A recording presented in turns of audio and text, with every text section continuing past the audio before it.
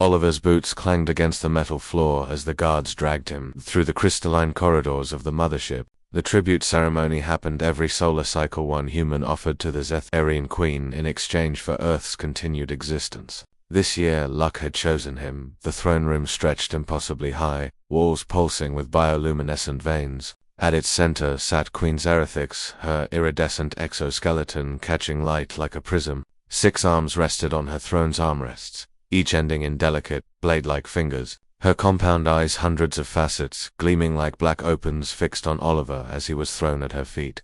Another tribute. Her translator box crackled. How, mundane.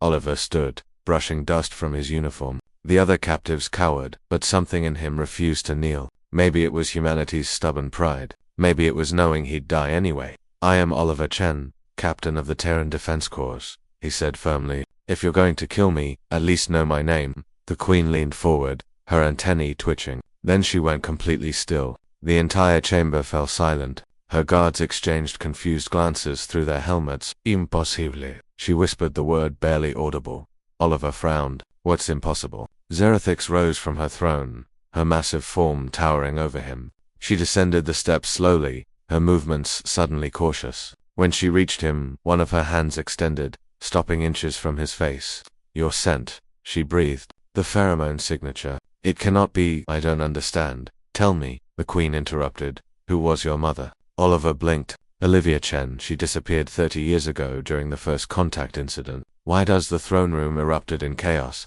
Guards rushed forward, but Zerathix raised a hand, freezing them in place. Her translator box crackled with sounds that might have been laughter or sobs.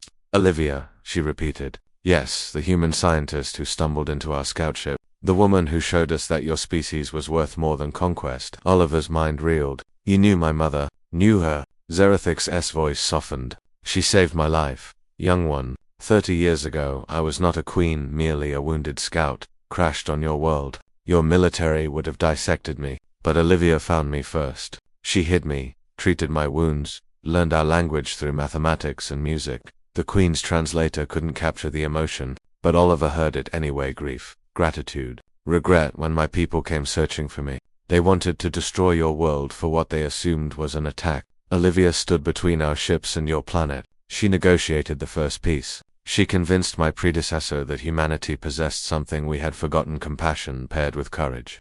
Oliver's throat tightened. She never came home because I begged her to stay, Zerathix admitted. To be our ambassador, to teach us what we'd lost in millennia of conquest. Your mother became the bridge between our species. The queen's antennae drooped. She died 5 years ago defending this very ship from a coup. Her last words were of you, of Earth, of hoping you'd grown strong. Tears burned Oliver's eyes. All those years wondering, and his mother had been a hero across the stars. The tribute system, he said slowly. You never hurt them, did you? Never. Olivia made me swear. Each tribute returns after a year, educated, enriched, ambassadors in their own right. Your governments know this, but maintain the ceremony for appearances. Keeps both populations believing peace is fragile, worthy of protection.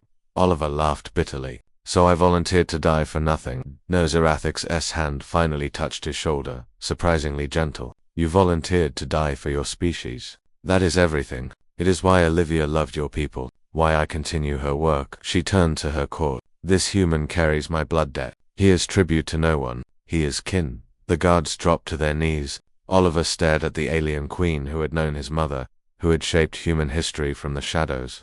I have a proposal, Zerathix said. Your mother's position remains vacant. We need someone who understands both worlds, someone with her fire. The tribute year you signed for, spend it learning our ways, our weaknesses, our hopes, then decide return to Earth, or take your mother's place. Oliver thought of his small apartment, his desk job at the Defense Corps, his quiet life. Then he thought of his mother, brave enough to face the unknown, strong enough to change the galaxy.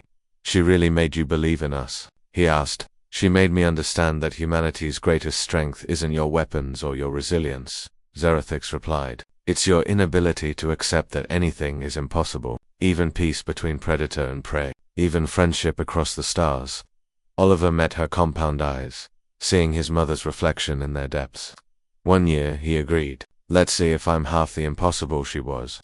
The queen's translator box crackled with what might have been laughter. With that attitude, Oliver Chen, you are already more than half.